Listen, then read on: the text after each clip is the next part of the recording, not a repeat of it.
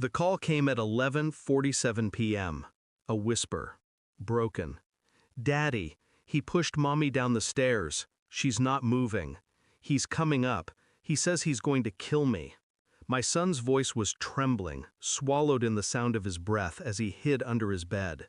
I could hear the footsteps in the background, slow, deliberate, like a predator savoring the chase. Her husband, the fire marshal, local hero, the man who shook hands with judges and drank with cops. Untouchable. He thought he was a god in that town, but he hadn't met me. 99 bodies already weighed on my conscience, each one a face I carried into sleep. This would be the 100th.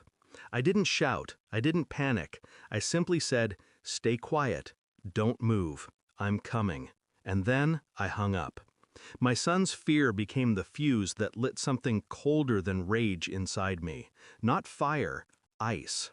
On the drive, silence gnawed at me. The betrayal was almost comical in its arrogance.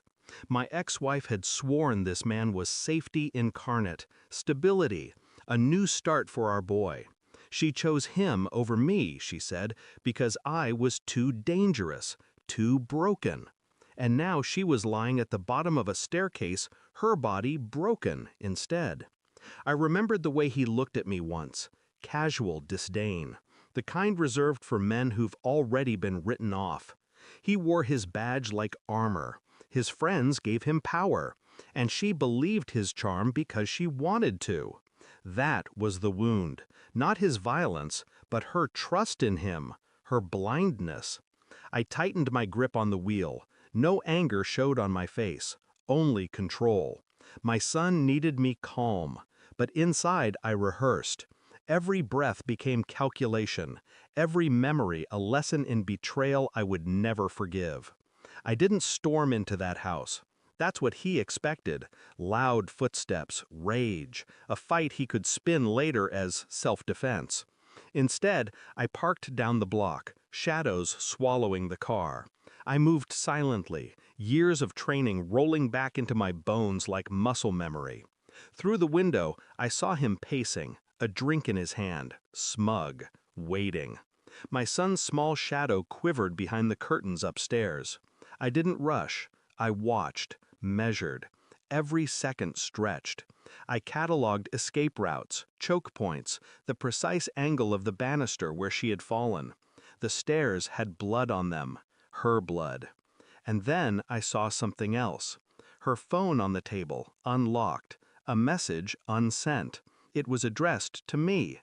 "David, I made a mistake. He isn't who I thought." The rest trailed off.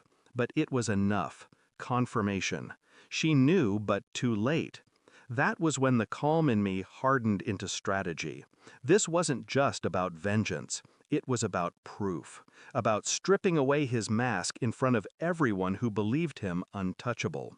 I slid back into the night, not to attack, not yet, to plan. 2 days later, I had what I needed.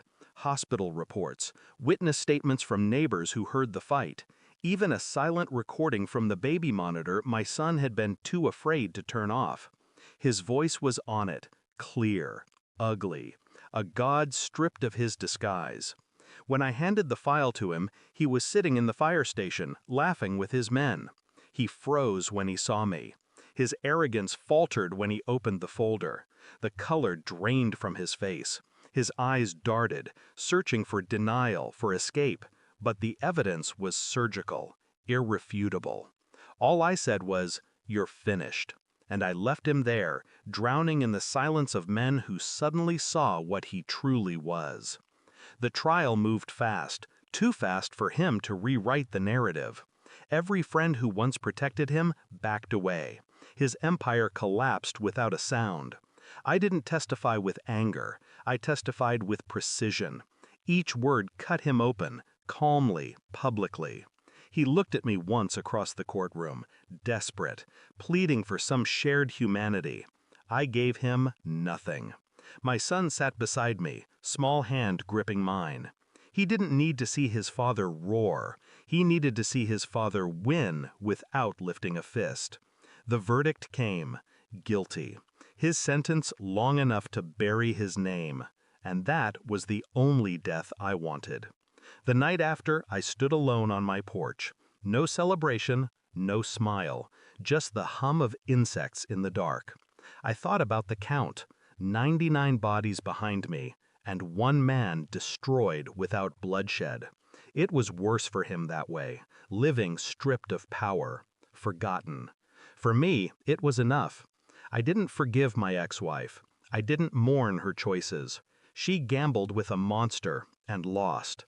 My son and I carried the cost, but I carried him inside that night, tucked him into bed, and whispered only one thing: "You're safe now." And for the first time in years, I almost believed it myself.